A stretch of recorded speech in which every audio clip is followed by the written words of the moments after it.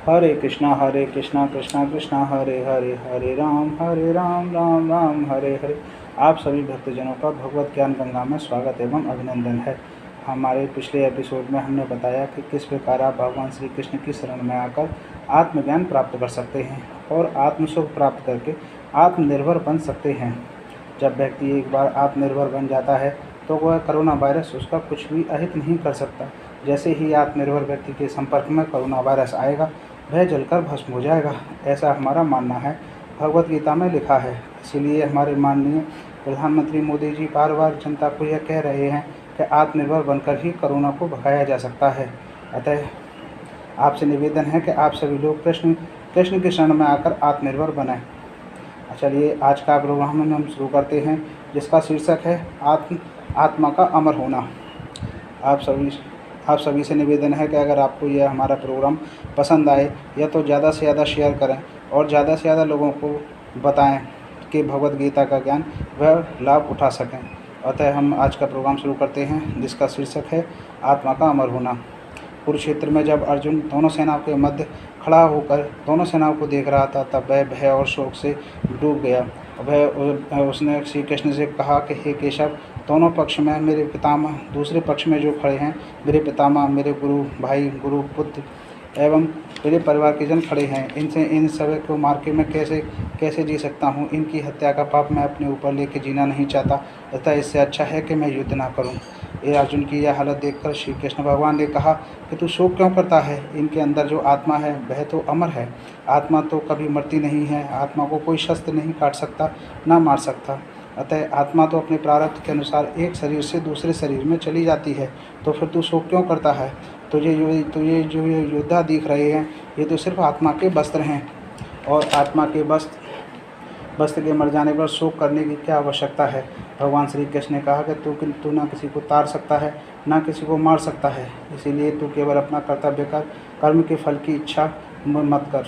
कर्म का फल तो भगवान पर छोड़ दे। यही गीता का ज्ञान है कि मनुष्य के हाथ में केवल कर्म ही करना है, फल पाना नहीं। फल तो उसके मनुष्य के प्रारब्ध और नियति तय करती है।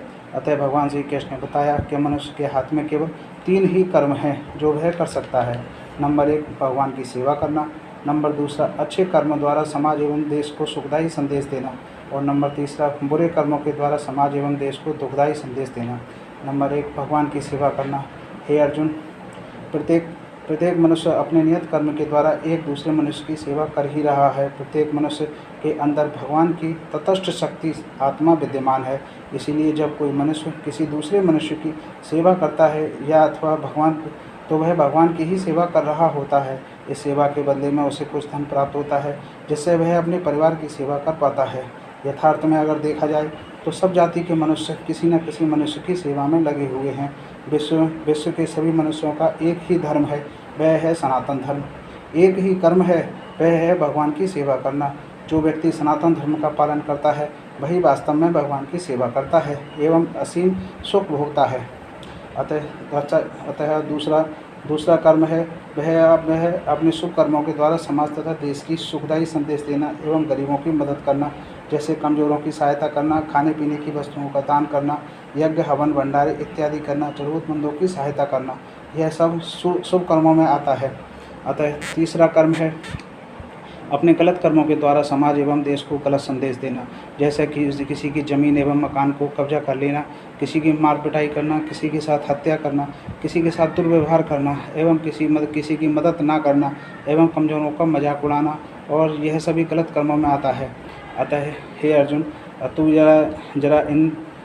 जरा आए हुए जो सामने जो दूसरे पक्ष में जो योद्धा खड़े हैं उन्हें देखेगा तो तुझे पता चलेगा कि यह सभी योद्धा यहाँ लड़ने के लिए नहीं आए हैं, बल्कि गलत संदेश देने के लिए आए हैं।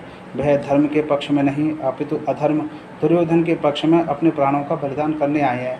हमें तो सिर्फ इन सभी को मारकर यही संदेश देना है, बुराई को खत्म करके धर्म की स्थापना करनी है। यही हमारा कर्म है। जो व्यक्ति धर्म के विपरीत खड़ा होता है वह तो अपनी आत्मा को पहले ही मार चुका होता है। तुम्हें जो खड़े दिख रहे हैं केवल आत्मा के वस्त्र हैं, आत्मा तो पहले ही मर चुकी है। इसीलिए तुम इन्हें मारोगे तो तुम्हें केवल वस्त्रों को ही मारोगे, तुम्हें इन्हें मारने का पाप नहीं लगेगा। जिस तरह एक सैनिक जब आतंकवादी को मारता है तो उसे उसकी हत्या का पाप नहीं लगता बल्कि पुरस्कार मिलता है। अतः तुम शोक को छोड़ दो, धर्म की स्थापना के लिए युद्ध करो, यही तुम्हारा कर्तव्य है। आत्मा तो अमर है, अचर है, शाश्वत है, उसे कोई भी नहीं मार सकता। इसी तरह जब अर्जुन पुत्र अभिमन्यु शहीद हुआ तब कृष्ण ने अर्जुन से कहा कि अभिमन्यु तो वीरगति को प्राप्त हुआ है, तुम्हें उसका शोक नहीं करना चाहिए। तुम्हें और हमें कौरव सेना की तरफ से एक संदेश प्राप्त हुआ है। इस युद्ध में अधर्म कर सकते हैं, जैसे भीष्म पितामह ने जो युद्ध में नियम बनाए थे वह कौरव सेना ने तोड़ दिए हैं। अतः इस युद्ध में अब हम भी अधर्म कर सकते हैं। इसी संदेश के उत्तर में हमें गुरुद्रोण और कर्ण का वध भी करना है। और अगर आप यथार्थ में या वास्तव में ये देखोगे कि महाभारत के युद्ध में एक भी आदमी नहीं मरा, केवल एक भी व्यक्ति नहीं मरा, केवल संदेशों का आदान प्रदान ही हुआ और अंत में विजय पांडवों की हुई, जिसके द्वारा धर्म की स्थापना हो सकी। यही संदेश का आवागमन आज भी बॉर्डर पर पाकिस्तान के द्वारा और चीन के द्वारा गलत संदेश दिए जा रहे हैं, जिससे हमारी सेना सही संदेश दे रही है। एक उदाहरण हम देना चाहेंगे। आज से 1.5 वर्ष पूर्व पुलवामा में आतंकियों ने एक कार में बारूद रखकर हमारे 40 जवानों को शहीद कर दिया। इससे मोदी जी को संदेश दिया कि आतंकवादी कार में बम रखकर हमारे सैनिकों को शहीद कर सकते हैं। इसके उत्तर में प्रिय मोदी जी ने अपनी लड़ाकू यान विमानों में बम रखकर बालाकोट पर बरसा दिए और आतंकियों को संदेश दिया कि तुम अगर कार में बम रखकर भेजोगे तो हम प्लेन में बम रखकर तुम्हारे ठिकानों पर भेज देंगे। इस पर पाकिस्तान ने यह कहा, सिर्फ हमारे यहाँ एक भी आदमी नहीं मरा, हमें तो सिर्फ मोदी जी का संदेश मिला है। मोदी जी ने जो पाकिस्तान को सही संदेश उसी की भाषा में दिया, इसके लिए हम मोदी जी को दंडवत प्रणाम करते हैं। इस पूरी घटना को अगर आप देखें तो पाएंगे कि एक भी आदमी नहीं मरा, केवल संदेशों का आदान प्रदान हुआ। हम एक और उदाहरण देना चाहेंगे जिससे आपकी समझ में आ जाएगा कि आत्मा अमर है। अभी कुछ दिन पहले कानपुर के पास एक गांव में विकास दुबे ने 8 पुलिस वालों को शहीद कर दिया और पुलिस वालों को यह संदेश दिया कि अगर आप सांप को पालोगे तो आपको ही काटेगा, अगर आप पुलिस वाले विकास दुबे का नमक खाएंगे तो गोली खानी पड़ेगी। और एवं योगी जी को संदेश दिया कि राज्य में राम राज्य की स्थापना कर दीजिए। जैसे ही योगी जी को विकास का यह संदेश मिला, योगी जी ने पुलिस शहीद कर्मी के परिवारों को 1-1 करोड़ व 1-1 सरकारी नौकरी दे दी। विकास को पकड़ने के लिए कहा पुलिस को। जैसे ही पुलिस की पकड़ में विकास पकड़ा आया और पुलिस ने उसे संदेश दे दिया कि तू अगर हमें गोली मारेगा तो हम तेरा एनकाउंटर कर देंगे।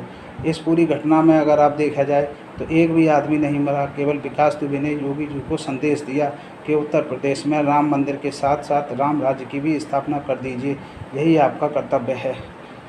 अब आपकी समझ में आ गया होगा कि शरीर मरते हैं, आत्मा नहीं मरती। आत्मा तो एक शरीर से दूसरे शरीर में चली जाती है और कुछ संदेश पीछे छोड़ जाती है। यही संदेशों को समझने के लिए हमें आध्यात्म में आना होगा और श्री कृष्ण की शरण में जाना होगा, जिससे हम सही संदेशों का सही उत्तर दे पाएँ। हरे कृष्ण कृष्ण कृष्ण हरे हरे, राधे राधे, जय श्री राधे।